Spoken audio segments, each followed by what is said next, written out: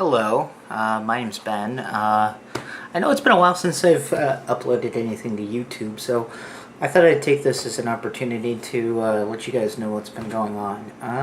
Well, I think I already said in one of my videos that I'm currently unemployed, which I still am. But, yeah, other than that, though, I went on a trip with my parents. I went to, I went from down here in Florida all the way up to Ohio, and from Ohio back again. And the reason we went to Ohio was for the Ham Fest. That was the Dayton Ham Fest. That was not in Dayton, but actually in Xenia. And that whole ordeal was kind of miserable, to be honest. There was no AC. It was the first day. It was like 90 degrees outside. People were actively passing out in the street, and yeah, it was just really miserable. The second day, it wasn't as hot, but it rained. And with the rain came mud. With the mud came people getting stuck in the mud. Which, yeah, wasn't very conducive to really enjoying the show. I mean, we walked around. It was kind of interesting. My dad picked up an old Windows phone, which, I mean, it was a literal Windows phone. It's like a phone that's this big, and it has Windows on it. It's not like what you think it is. It's an actual Windows phone. It had mobile windows. They're from like the early 2000s, and yeah, I've used one. They're good phones. I like them. This one, the phone doesn't really work. I mean, the only thing we ever used it for was playing solitaire. So yeah, I mean, even though it was a Windows phone, it was still, it's Windows. I don't know what else to say. It's just like, it's one of those things that if you never used it and you saw it, you'd just be like, wait, what? But, anyway, it was an interesting trip, to say the least. I got to see a lot of places. I went to, Kentucky. My favorite place in Kentucky was actually Harrison Bay. Harrison Bay was a really awesome place, and it's one of the few state parks that I've been to that actually had Wi-Fi. And I think that's something that a lot of states should really look into doing, is providing Wi-Fi. Why? So that at night, when everybody's inside trying to avoid all the bugs and all their bullshit, they could probably watch some Netflix or something. I don't know. That's just me, though. That's just me. I'm a spoiled millennial. I don't know any better. I like the internet more than I like interacting with other people, and I think that's the same for a lot of people. But other than Harrison Bay, there was one nice place in Georgia. Like, if I had to either live in Georgia or go back to Georgia, I wouldn't particularly mind living in this area, and that was Allatoona. We stayed at McKinney, I think is what it was called. That was a really nice park. There was no Wi-Fi there either, but it was really nice, right next to the water, and yeah, it was beautiful. I've got pictures of it. I might actually put that on my Facebook, which I do have a Facebook page. It's called Well, That's Like Your Opinion, Man, and you guys should definitely check it out, like it, share it with your friends. I mean, that's kind of what the page is for. Not like I really have a lot of engagement to begin with. I think I have like 15 likes on the page, but a man can dream, right? A man can dream, and I'm totally dreaming. But anyway, I'll show you guys what my standard deck is. This is a standard deck that I just made for the hell of it, really. I think you guys saw my video that I did on Liliana Planeswalker deck that I bought. Well, I took that shell and then I built around it and kind of made it better. Maybe I made it worse. I'm not really sure, but it's a fun deck. Let's see. In the entire deck, I only run 2 non-basic lands, and that's the set of the bicycle lands. And you may be asking why. Well, mostly because I don't have the mana base anyway, and mostly because, well, screw having a expensive mana base. I think I'm running like 10 forest and 12 swamps. Let me actually just... That's actually what I'm doing off camera. You can't see me doing it right now. You can see me looking away, but I'm just going to count up the lands real quick in this deck, and then I'll show you everything else to it. I think it's really fun. But, yeah, I just, like, built this deck on a whim.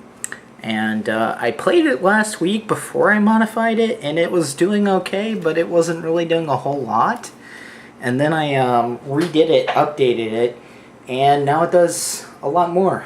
Let's see, 1,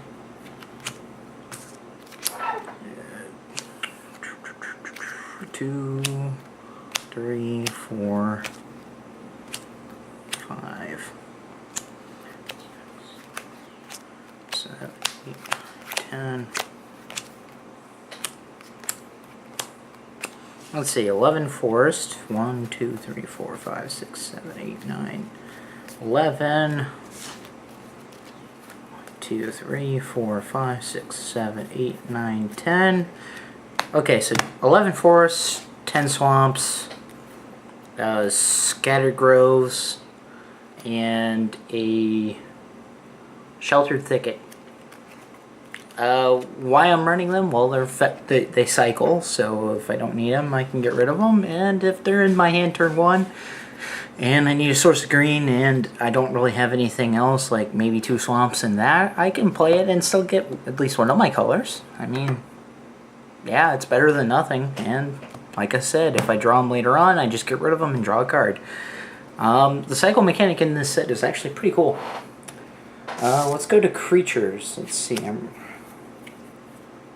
Separate everything into piles here. Creatures and spells. Should have done that before I started filming, but you know what?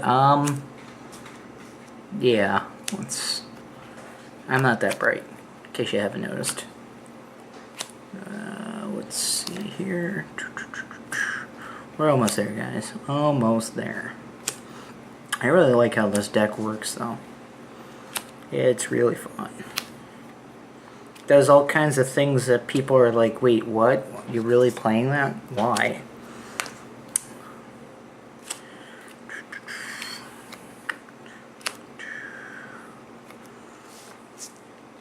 I also run a set of Mana Dorks as well.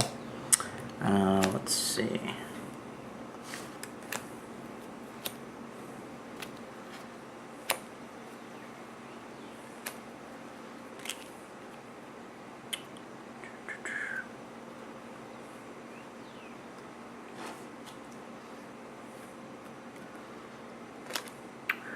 Okay, so we'll start with creatures. Running 4 copies of Tattered Mummy. When it dies, your opponents will lose 2 life, and that works in conjunction with 2 copies of Alder's Reap. Sacrifice a creature, draw 2 cards. Let's see.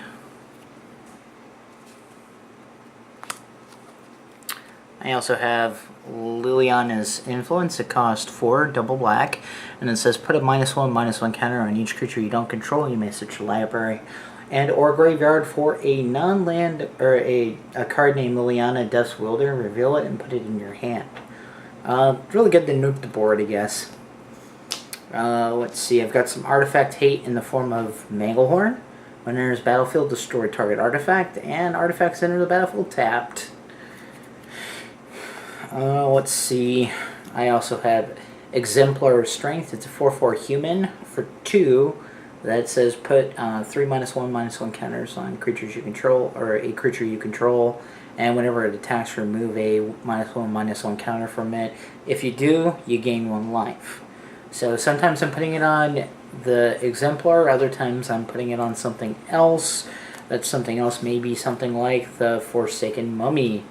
It's a 1/1 for 1 that says that when it dies, put a -1/-1 counter on a creature. Well, what I like to do with this is I will attack with it, and if it doesn't block and it gets combat damage through, that's great. And then I'll say, oh, well, I've got 2 mana open, I'll play the Exemplar Strength. I will set it down, nuke it, and then I'll nuke something on their side. It's really good, especially for getting rid of annoying things like Thalia's Lieutenant. And the Manglehorn is really good at getting rid of the Mimic. Let's see. Now here's a card that I really, really like that they printed. It's called the Shefrit Monitor. It's 6/5 for 6. It has cycling 3 and a green, and then when you cycle it, you may search your library for a basic land card or a desert card, put it onto the battlefield, then shuffle your library. Doesn't say tapped. It gets you a land.